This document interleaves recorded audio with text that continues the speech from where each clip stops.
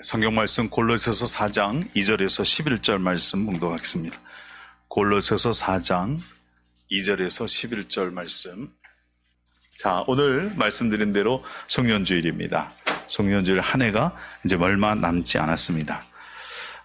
교회에서는 송년주일을 지키는 것처럼 사회에서는 또 한 해가 끝나갈 때 여러 가지 행사들을 하곤 하죠. 일반적으로 보통 사람들은 이제 막년회라는 것을 많이 합니다.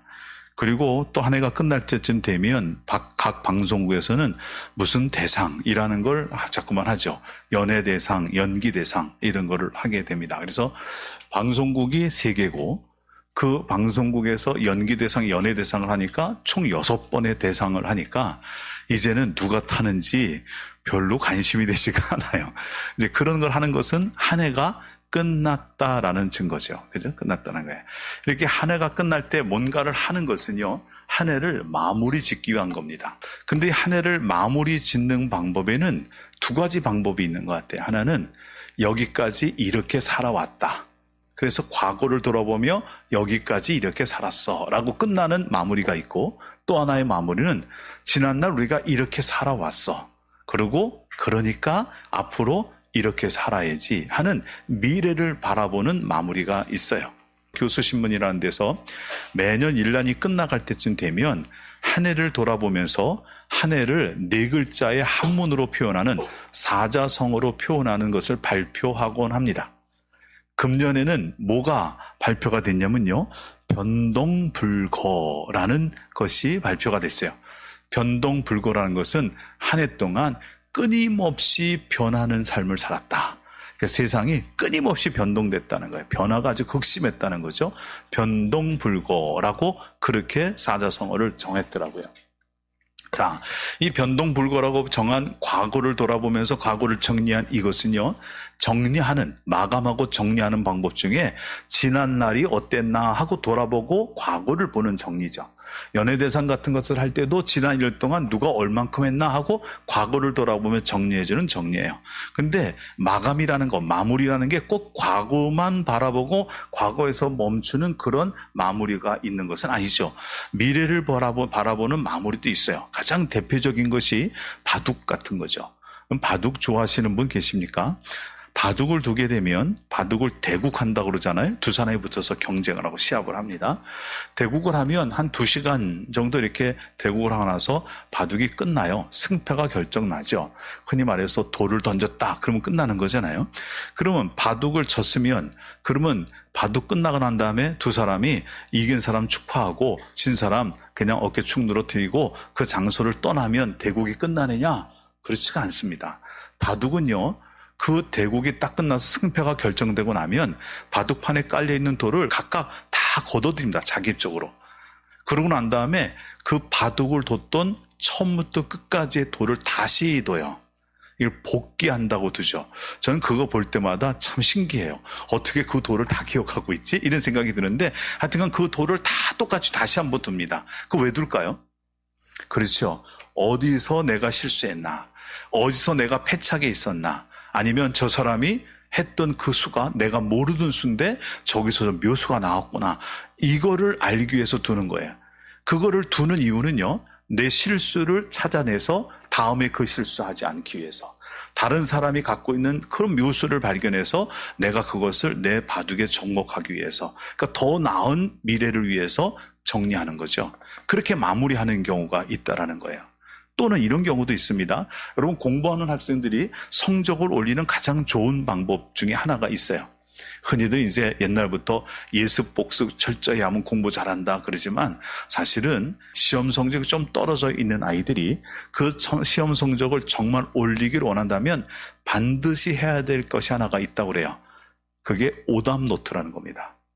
내가 시험을 봐서 틀린 문제가 있잖아요. 그 틀린 문제만 따로 노트에 옮겨 적는 오답 노트가 있어야 된다는 거예요. 그 오답 노트를 옮겨 적으면서 그 틀린 문제를 다시 한번 노트에 적어놓고 다시 풀고, 왜 어디서 내가 못 풀었고 왜 못 풀었는지를 이걸 확인하고 넘어가는 사람이 실력이 는다고 그러죠. 때로는 우리가 시험을 치르면 가끔 시험 망쳤어 이럴 때가 있어요. 그러면 시험 망쳤다는 건 시험을 아주 못 봤다는 거잖아요. 그러면 오답 노트 만들고 싶지 않죠. 시험지를 바라보는 것 자체가 너무 힘들잖아요. 시험 그거 만들고 싶지 않아요. 그래도 그렇게 수없이 틀린 문제를 다시 보고 다시 노트에 적고 다시 확인하고 넘어가는 그 노트가 있는 아이들은요, 성적이 올라간답니다. 그죠? 마무리를 어떻게 하냐라는 것이 문제예요. 마무리를 할 때 그 마무리가 과거를 돌아보는 데서만 끝나는 것이 아니라 내일을 위해서, 미래를 위해서 마무리한다면 그건 또 다른 마무리가 된다라는 것이죠. 자, 우리가 1년 끝자락에 섰습니다. 마무리를 한다는 것은 결국은 이런 거죠. 지난날 어떻게 살아왔나 하는 것을 돌아보는 게 마무리예요. 그리고 또 하나는 지난날 어떻게 살아왔나, 그러니까 앞으로 어떻게 살아야 할까, 이것도 마무리입니다. 그렇죠? 자, 두 가지 마무리가 있어요. 지난날 어떻게 살아왔어요? 라고 묻는 게 이제 그것 정리하는 게 하나의 마무리예요. 또 하나의 마무리는 지난날 어떻게 살아왔습니까? 그러니까 앞으로 어떻게 사실 겁니까? 이것도 마무리입니다. 자, 우리가 이제 믿음의 사람으로서 한 해의 끝자락에 서 있는 이 시점에서 우리가 두 가지 마무리 중에 어느 쪽을 택해서 마무리를 지어야 되느냐? 저는 두 번째인 것 같아요. 과거를 돌아보며 지난 1년을 돌아보면서 우리 어떻게 살아왔는지, 그리고 앞으로 새롭게 열린 2026년 새해를 생각할 때 우리는 앞으로 어떻게 살아야 될지 하는 것이 우리가 이 송년회, 이 한 해를 마감할 때 꼭 해야 될 마무리, 정리가 아닐까 생각이 됩니다. 그런 면에서 골로새서 4장에 나오는 오늘 말씀은 우리에게 큰 도전이 되고 또 깨달음을 가져다 주는 말씀이기도 합니다. 골로새서 4장이라는 말씀은 바울이 골로새 교회에 보냈던 마지막 글입니다. 편지글의 제일 끝자락. 그러니까 마지막 인사말을 하는 거예요. 마지막 인사말을 한다는 것은 그 편지를 이제 마무리하고 있다는 거죠. 이 편지를 마무리하면서 보낸 이 글 속에 우리의 삶을 돌아볼 수 있게 만드는 그런 요소들이 있습니다. 자, 어떤 것이 있을까? 첫 번째, 바울은 이렇게 얘기합니다. 기도를 계속하고 기도에 감사함으로 깨어 있으라 그랬어요. 여러분, 지난 1년 어떻게 살아오셨습니까? 기도하며 사셨습니까? 과거를 돌아보는 거죠. 그죠? 여러분, 지난 1년 기도하며 사셨어요? 이제 했다고 대답하신 분이 있을 거예요. 그런데 또 이렇게 묻죠. 여러분, 지난 1년 동안 기도를 계속 했습니까? 끊임없이 힘써서 했습니까? 여기서 계속한다라고 하는 것은 끈질기게 지속적으로 이런 뜻이 있는 거거든요. 여러분, 지난 1년 동안 기도를 해오셨어요? 기도를 지속적으로 끈질기게 계속해서 했습니까? 그리고 또 바울은 이렇게 얘기합니다. 기도에 감사함으로 깨어 있으라. 여러분, 기도할 때 어떤 마음으로 기도하셨습니까? 우리 주로 어떤 마음으로 기도하죠? 기도하는 사람 중에 많은 사람은 뭔가 바라는 게 있어서 그 바라고 소망하는 마음으로 기도를 해요. 하나님 주세요 하고 주세요. 이런 마음으로 기도합니다.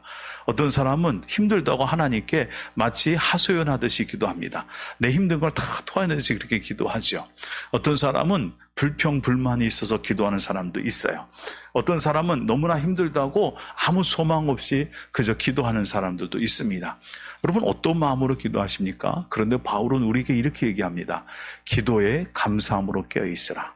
기도할 때 감사하는 마음으로 기도를 하셨습니까? 네. 우리 지난 1년을 돌아보는 거죠. 여러분, 기도를 하셨나 하는 것이 제일 큰 문제고, 기도를 하되 계속했느냐 하는 것이 또 하나의 문제고, 기도를 계속하되 기도할 때 감사의 마음을 가지고 하나님 내게 주신 모든 것들을 범사에 감사하는 고백을 가지고 우리가 기도를 해야 하느냐라고 우리 자신을 돌아보자라는 거예요. 왜냐하면 우리가 이렇게 기도하지 못했기 때문에 우리의 삶에 문제가 생겼을지도 모르거든요. 우리가 이렇게 기도하지 않았기 때문에 우리가 믿음의 삶을 살아가는데 승리하지 못하고 실패하고 쓰러지고 넘어질 수도 있기 때문입니다. 골로새 교회에 바울이 편지를 보낼 때 골로새 교회는 이단들이 아주 세력을 뻗치고 있었습니다. 이단들이 믿지 않는 사람이 아닌 믿는 사람들을 공격하고 있었어요. 그 공격하는 이단들, 영지주의 이단들이 들어와서 믿음의 사람들을 공격하고 미혹하기 시작을 하는데 많은 사람들이 그 미혹에 넘어갔습니다. 그 미혹에 넘어가요. 그들이 왜 미혹에 넘어갔을까요? 바울은 얘기합니다. 기도를 계속하고 기도에 감사함으로 깨어 있어야 되는데 기도에 깨어 있지 못하니, 기도를 지속적으로 하지 못하니, 하나님과 계속해서 대화하지 않고 하나님의 뜻을 묻고 있지 않으니 그들이 미혹됨에 넘어가서 결국은 이단으로 빠지게 되는 이런 일들이 벌어진다는 거죠. 여러분, 한 해 동안 우리가 기도를 제대로 안 했기 때문에 우리가 세상에서 우리를 공격하는 여러 가지 일들에서 이기지 못하고 쓰러지고 주저앉고 넘어지며 살았을지도 모르는 거예요. 기도를 우리가 할 때 감사함으로 기도하지 않고 하나님 앞에 지속적으로 끊임없이 기도하지 않았기 때문에 기도하여 받을 수 있는 복을 놓치며 살았을지도 모르죠. 그래서 우리가 한 해를 돌아보는 겁니다. 지난 한 해 어떻게 살았느냐, 기도하고 살았느냐라는 거예요. 그 다음에 바울은 또 이렇게 얘기합니다. 또한 우리를 위하여 기도하되 하나님이 전도할 문을 우리에게 열어주사 그리스도의 비밀을 말하게 하시기를 구하라. 내가 이 일 때문에 매임을 당하였노라. 그랬죠?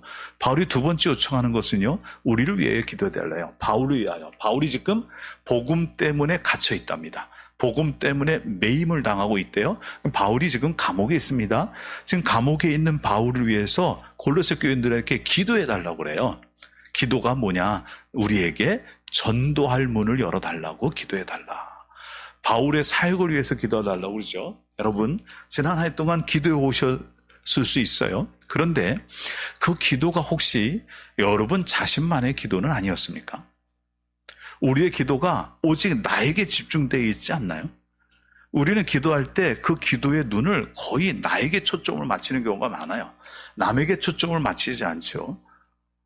기도할 때 새벽 기도 같은 데 나오면 기도할 때마다 제가 자꾸만 기도 제목을 드립니다. 오늘은 어느 교회를 위해서 기도해야 됩니다. 오늘은 나라 민족을 위해서 기도해야 됩니다. 오늘은 교회를 위해서 목사님을 위해서 이렇게 막 기도할 제목을 자꾸만 주거든요. 남을 위해서 기도하라고. 그러니까 이렇게 기도회 할 때 나오면 그나마 남을 위해서 기도할 수 있지만 자기 개인적으로 기도할 때는요, 사실 내가 기도의 중심이 되지 남에 대한 것이 기도의 내용으로 들어오지 않는 경우가 너무 많아요. 근데 바울은요, 지금 골로새 교인들한테 너희들도 너희 자신을 위해서 기도할 뿐만 아니라 우리를 위해서도 기도해달라 하고 중보 기도를 요청하고 있죠. 여러분, 중보 기도는요, 기도를 해주는 그 사람, 기도를 하고 있는 그 당사자 되는 그 사람도 하나님의 은혜와 복을 누릴 수 있지만 기도를 하는 나, 중보 기도를 해주고 있는 나에게도 그 은혜와 복이 임하게 되는 줄로 믿습니다. 남에게 빌어준 축복은 결국 내게도 돌아오거든요. 그 사실은 중보기도 해야 돼요. 근데 지난 1년 어떻게 사셨어요? 중보기도가 얼마나 여러분의 기도를 차지하고 있었습니까? 이거 한번 돌아보자라는 거죠. 그 다음에 세 번째, 바울은 이렇게 얘기합니다. 5절, 6절이죠. 같이 읽을까요? 외인에 대하여서는 지혜로 행하여 세월을 아끼라. 너희 말을 항상 은혜 가운데서 소금으로 맛을 냄과 같이 하라. 그리하면 각 사람에게 마땅히 대답할 것을 알리라. 자, 5절에는요, 외인에게 대해서는 지혜로 행하여 세월을 아끼라 그랬어요. 외인은 믿지 않는 사람이에요. 믿지 않는 사람을 대할 때는 지혜롭게 대해야 돼요.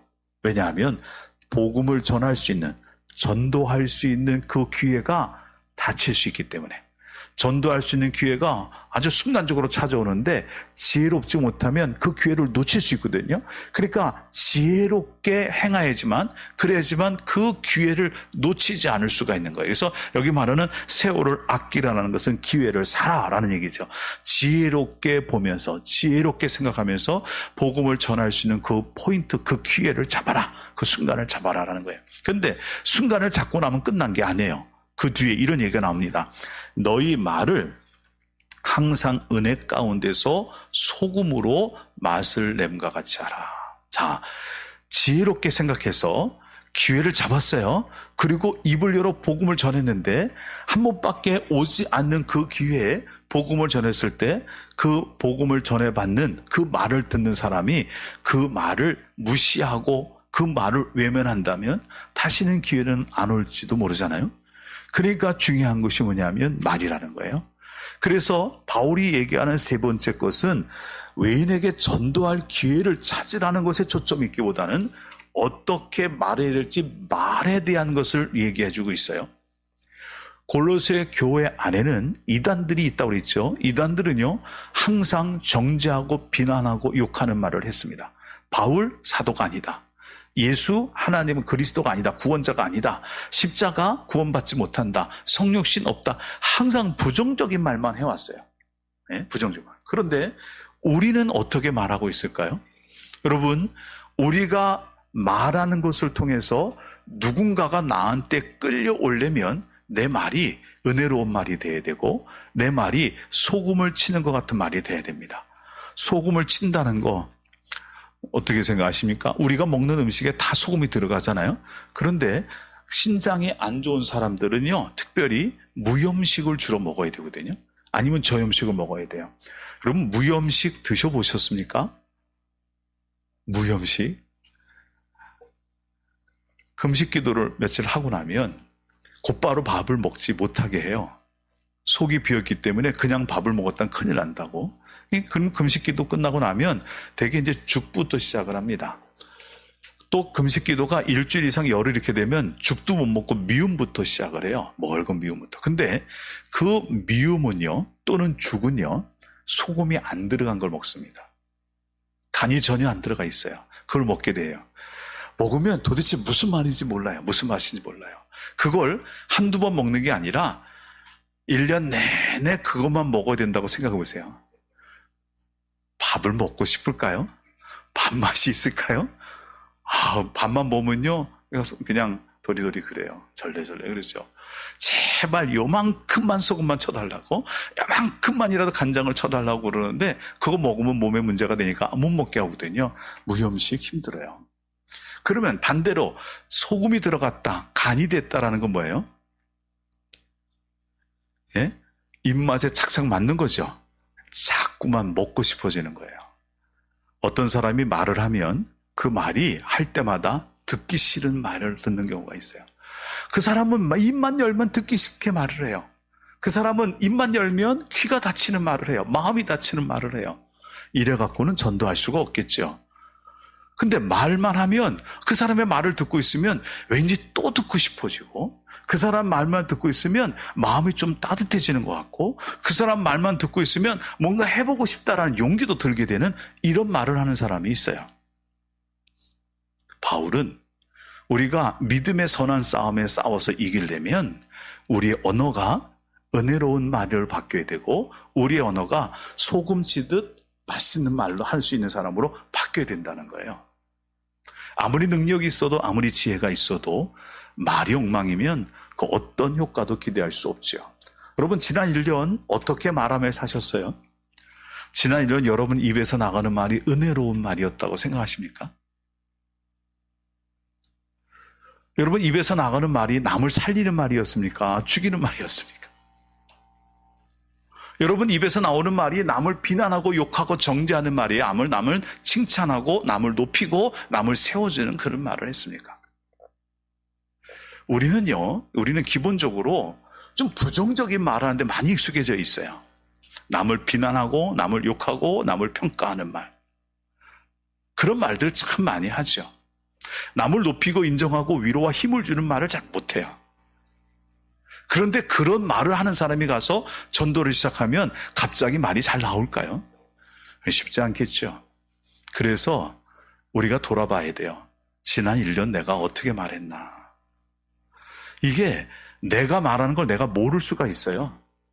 나는 어떻게 말하는지 모르거든요. 그러니까 주변에서 내 말에 대해서 뭐라고 하는지를 유심히 관찰해야 돼요. 제가 그래서 이걸 가끔 먹을 때가 있어요. 제가요, 일상적인 일에서 전화 받을 때 굉장히 무뚝뚝하고 그냥 퉁명스럽습니다. 전화 받은 사람이 이렇게 얘기하더라고요. 전화를 잘못했나 생각할 정도로 민망하다. 저는 근데 그게 몰랐어요. 그냥 그게 일상적인 말투니까 그렇게 말했는데 나중에 들어보니까 전화할 때 되게 기분 나쁘대요. 저는 몰랐죠. 그래요. 그런 습관들이 우리 안에 분명히 있을 거예요. 여러분, 우리의 말을 은혜롭게 해야 될 줄로 믿습니다. 지난 한 해 어떻게 말해 오셨어요? 바울은 또 네 번째 우리에게 이렇게 얘기합니다. 7절부터 보면 두기고가 내 사정을 다 너희에게 알려주리니 그는 사랑받는 형제요 신실한 일꾼이요 주 안에서 함께 종이 된 자다 그랬어요. 여러분 두기고라는 사람이 지금 골로새서에 나오지만 사실은 두기고는 에베소서에서 나오고요, 디모데후서에서 나오고요, 디도서에도 나오고요, 바울의 저작 가운데 여러 번 등장을 해요. 그렇게 여러 번 언급하고 있다는 건 바울이 그를 신뢰하고 있다는 거예요. 바울이 그를 믿고 있다는 거죠. 그가 충성되게 바울을 섬기는 사람이었기 때문에 그렇습니다. 그 다음에 오네시모라는 사람이 이제 9절에 나오죠. 신실하고 사랑받는 형제 오네시모라는 사람이 나와요. 오네시모는 골로새서의 골로새라는 지역의 교회의 성도였던 빌레몬이라는 사람의 종이었어요. 근데 빌레몬이란 자기 주인의 집에서 돈을 훔쳐서 도망갔던 도둑질을 했던 종이었어요. 근데 이 사람이 도망가서 바울을 만나고 완전히 새 사람으로 바뀌었어요. 바울이 봤을 때 이 사람은 완전히 새 사람이 됐고 나에게 아주 중요한 사람이고 내게 힘이 되는 사람이라고 인정할 정도로 사람이 완전히 바뀌었던 사람이에요. 그래서 바울 옆에서 바울을 지극하게 섬기던 사람이 바로 오네시모라는 사람이었어요. 그 다음에 또 사람이 나옵니다. 10절 보게 되면 나와 함께 갇힌 아리스다고와 바나바의 생질 마가와 그랬죠? 여러분 아리스다고를 얘기할 때 나와 함께 갇힌 아리스다고를 했어요. 아리스다고라는 사람은요 사실 헬라인입니다. 이 사람은 마게도냐 사람으로서 데살로니가 교회의 교인인데 특이하게 아리스다고라는 사람은요 바울이 감옥에 갇히거나 바울이 죽을 위기에 있거나 하면 언제나 그 고난의 현장에 있었어요. 에베소에서 폭동이라서 바울이 죽을 뻔했을 때 아리스다고가 바울 옆에 있었습니다. 바울이 로마에 이제 죄인으로 압송당하는 그때도 아리스다고가 함께하게 됐죠. 감옥에 갇혔을 때도 아리스다고가 있어요. 그러니까 이 아리스다고라는 사람은 참 특이하게 바울의 고난의 현장마다 바울 옆에 있었던 사람. 다시 말하면 다른 사람은 자기가 위험에 처할까 무서워서 바울과 함께 있다가도 떠나가는 사람이 있었는데 이 사람은 자기가 죽는 한이 있어도 바울 옆을 지켰던 사람이에요. 흔히 말하면 의리가 있는 사람, 믿음의 의리가 있어요. 이 사람은 바울을 버리지를 않아요. 바울이 고난당하면 자기도 고난당하고 바울이 죽으면 자기가 죽을 생각으로 바울 옆을 지키는 그런 사람이죠. 또 다른 사람도 있습니다. 그럼 보시면요, 우리가 읽었던 11절 말씀 보게 되면 유스도라는 사람이 나오는데 유스도라고도 불리고 예수라고도 불리는 이 사람이 있는데 이 사람은 어떤 사람이 있냐면요, 그들은 할레파이나 이랬어요. 할레파라는 것은 유대인이에요. 이 사람은 유대인이죠. 근데 바울을 제일 힘들게 만들었던 사람이 유대인이거든요. 바울을 죽이려고 하고 바울을 핍박하는 사람들이 유대인이었는데 이 유스도라는 사람만큼은 바울에 대해서 그런 마음을 갖지 않고 오히려 바울 편이 됐어요. 바울에 대한 편견을 버리고 바울에 대한 모든 의심을 버리고 바울을 있는 그대로 바라봐주면서 바울 편이 돼서 바울과 함께했던 사람인데 이 사람들이 바울에게 어떤 사람이었냐면 나의 위로가 되었다 이렇게 얘기를 해요. 바울의 사역이 성공할 수 있었던 것은 이런 동역자들이 있어서 그래요. 이런 섬기는 자들이 있어서 바울이 그 고난 가운데도 복음을 전할 수 있었던 거거든요. 자, 한 해를 돌아보면 우리 생각해봅니다. 한 해 여러분 어떻게 살아오셨습니까? 여러분은 어떤 동역자이셨어요? 여러분은 주변 사람들에게 어떤 모습으로 비춰졌을까요? 바울에게는 이렇게 마음을 다해서 바울과 함께 해주는, 바울에게 충성을 다해서 섬겨주는, 바울을 지극히 아껴주는, 바울 위해서 자기 목숨까지도 버릴 각오가 되어 있는, 바울의 고난에 언제나 그를 떠나지 않고 함께하는 의리를 지키는 이런 사람들이 바울 옆에서 바울의 사역을 도와주니 바울이 그게 위로가 되더라라는 거예요. 여러분, 한 해를 살아오시면서 남에게 위로가 되신 적이 있으세요? 다른 사람에게 위로가 된 적이 있으십니까? 성 프란체스코가 지었던 그 기도문에 그런 기도가 나오죠. 우리가 이해받기보다는 이해하고 위로받기보다는 위로하고 사랑받기보다는 사랑하는 자가 되게 해달라 기도가 나요. 그래요. 그게 우리의 삶이 돼야 되는데 우리는 남을 위로하는 자로서 내가 섬기지 아니하고 누가 나를 위로하는 자가 됐으면 좋겠다는 생각을 많이 하죠. 나는 위로받아야 될 사람, 나는 도움을 받아야 될 사람, 이렇게 생각하지, 내가 누구에게 위로를 주고 내가 누구를 도와줘야 되고 누구를 세워줘야 되고 누구 옆에 있어야 된다라는 생각을 잘 못해요. 그 이유가 사실은 자기만 생각해서 그렇죠. 바울은 지금 골로새 교회 편지를 보내는 그 마지막 장에서 이렇게 그들의 삶을 돌아볼 수 있는 기회를 줍니다. 기도를 쉬지 않고 계속해서 하고 살았는지, 그 기도에 감사의 마음이 있었는지, 또 기도할 때 나만 생각하며 기도하고 살지는 않았는지, 남을 향한 기도는 얼마나 있었는지 돌아보게 만들죠. 바울은 또 얘기합니다. 어떻게 말하며 살고 있는지, 은혜로운 말을 하고 있는지 돌아보게 만들잖아요. 그리고 바울은 마지막으로 우리에게 어떤 섬김을 하고 있는지를 묻고 있어요. 여러분, 2025년 마지막 주일입니다. 한 해 52주간의 주간 동안 어떻게 사셨습니까? 기도는 어떠셨어요? 말은 어떠셨어요? 섬김은 어떠셨습니까? 자, 이것이 정리가 됐다면 이제 우리가 해야 될 것이 있습니다. 그러면 2026년 새해는 어떻게 살면 좋을까라는 거죠. 기도를 제대로 못했다면 정신 차리고 기도해야 되겠다 하는 마음으로 시작해야 되지 않을까요? 한 해 동안 살아오면서 말이 하나도 바뀌지 않고 말이 더 거칠어지거나 말이 더 험해지거나 말을 아무 생각 없이 막 말하던 습관들이 우리 안에 있었다면, 여러분, 우리를 통해서 하나님이 하시는 일들을 나타내기 위해서라도 우리의 언어를 바꿔야 되겠다, 내 말을 바꿔봐야 되겠다 하는 마음으로 새해를 시작해야 되지 않겠습니까? 한 해를 살아오시면서 온전히 나한테만 관심이 있고 다른 사람한테 관심 없던 우리들, 그래서 누가 나를 섬겨주기만 바라고 누가 나에게 베풀어주기만 바라지 나는 남을 섬기거나 남을 베푸는 일에 아주 인색했다면, 이제 새로운 한 해는 내가 내 옆에 있는 사람들, 나와 함께하는 사람들, 그 사람들에게 위로가 되는 동역자, 위로가 되는 섬기는 자가 돼봐야 되겠다라는 마음으로 한 해를 시작하면 어떨까요? 하나님은 한 해의 마지막에 우리에게 이렇게 묻습니다. 어떻게 살아왔냐고, 그리고 또 어떻게 살 거냐고 물으세요.